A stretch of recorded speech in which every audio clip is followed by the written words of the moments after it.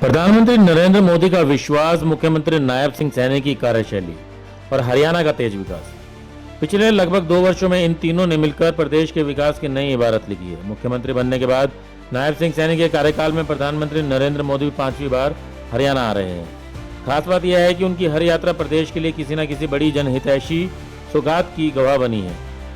9 दिसंबर 2024 को पानीपत से LIC की बीमा सखी योजना का राष्ट्रीय शुभारंभ किया गया और महाराणा प्रताप बागवानी विश्वविद्यालय की आधारशिला रखी गई। 14 अप्रैल 2025 को हिसार में महाराज अग्रसेन एयरपोर्ट के नए टर्मिनल की आधारशिला रखी गई और हिसार से अयोध्या के लिए पहली उड़ान की हरी झंडी दिखाकर शुरुआत की गई। यमुनानगर में कई बड़ी विकास परियोजनाओं का लोकार्पण और शिलान्यास हुआ, जबकि कुरुक्षेत्र और सोनीपत के दौरे भी विकास और सांस्कृतिक विरासत को नई गति देने वाले साबित हुए।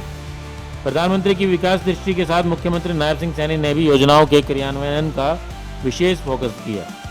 लगातार समीक्षा बैठकों और प्रशासनिक समन्वय का परिणाम यह रहा कि सरकार ने चुनावी 217 संकल्पों में से 63 वादे पूरे करने का दावा किया है। शायद यही विश्वास था कि जिसकी झलक प्रधानमंत्री नरेंद्र मोदी के उस संदेश में दिखाई दी जब उन्होंने नायब सिंह सैनी के नेतृत्व में हरियाणा की जनता की आकांक्षाओं को पूरा करने का भरोसा जताया था। पिछले 2 वर्षों में केंद्र और राज्य सरकार के बीच यही तालमेल विकास की रफ्तार में दिखाई देता है। अब बारी है जींद की। 17 जुलाई को प्रधानमंत्री नरेंद्र मोदी यहां भारत की पहली हाइड्रोजन ट्रेन को हरी झंडी दिखाएंगे। इसके साथ ही कई बड़ी विकास परियोजनाएं भी हरियाणा को समर्पित की जाएंगी। भारत की पहली हाइड्रोजन ईंधन सेल आधारित यात्री ट्रेन को जींद से सोनीपत के बीच हरी झंडी दिखाकर रवाना किया जाएगा। भारत में स्वदेशी तकनीक से विकसित यह ट्रेन 10 कोचों वाली होगी और 3200 हार्स पावर के इंजन से लैस होगी। इसे दुनिया की सबसे लंबी और सबसे शक्तिशाली हाइड्रोजन यात्री ट्रेनों में शामिल माना जा रहा है। यह ट्रेन हाइड्रोजन फ्यूल सेल तकनीक से संचालित होगी, जिसमें हाइड्रोजन से बिजली उत्पन्न कर ट्रेन चलाई जाती है।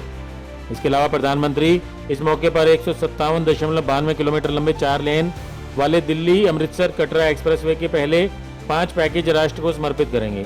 लगभग 9,680 करोड़ की लागत से तैयार यह परियोजना दिल्ली से कटरा की यात्रा को करीब 14 घंटे से घटाकर 6 घंटे और दिल्ली से अमृतसर की दूरी को 8 घंटे से घटाकर 4 घंटे कर देगी। प्रधानमंत्री इसके अलावा अंबाला काला अंब 4-वे हाईवे, जिससे हरियाणा और हिमाचल प्रदेश की कनेक्टिविटी बेहतर होगी, जींद गोहाना ग्रीनफील्ड हाईवे, जिससे दोनों शहरों के बीच यात्रा समय लगभग 2 घंटे से घटकर 40 मिनट रह जाएगा, कुरुक्षेत्र एलिवेटेड रेलवे ट्रैक, जिससे शहर के रेलवे फाटकों पर वर्षों से लगने वाले जाम से राहत मिलेगी।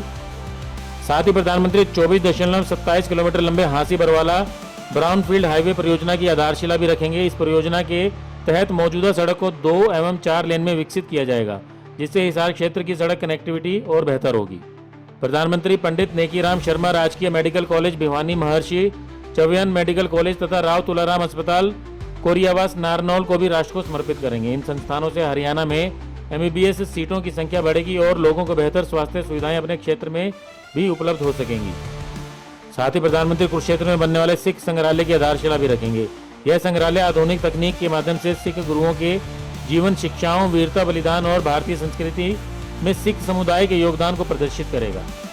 कुल मिलाकर कहा जाए तो प्रधानमंत्री मोदी का हरियाणा का हर दौरा विकास का नया अध्याय लेकर आया है और अब जींद में लिखा जाने वाला यह अध्याय केवल हरियाणा ही नहीं बल्कि विकसित भारत की नई पहचान बनने जा रहा है।